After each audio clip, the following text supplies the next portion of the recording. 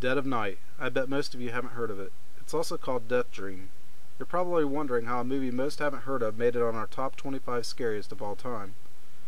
One of the main reasons is because I see Halloween on the top of a lot of lists, and I guarantee it'll be on our list also, but not at number 1. If you watch this, you will see that John Carpenter was influenced by this flick. The outside shots of a killer looking into a house are almost identical. Not only that, this is a story about evil coming home. This was directed by Bob Clark, who also did Black Christmas, and that movie style is also a lot like Halloween.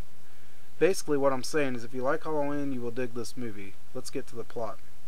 A soldier gets killed by a sniper while fighting in a heavy wooded area. As he dies, he hears his mother's voice. "Andy, you'll come back. You got to. You promised."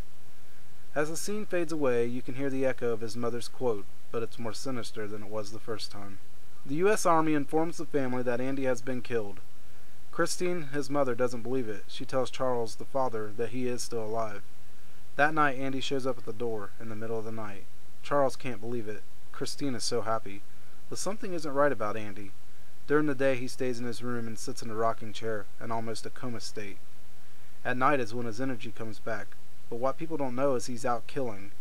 I'm not going to get into the details of the killings because that would ruin the movie. You need to watch to find out how and why.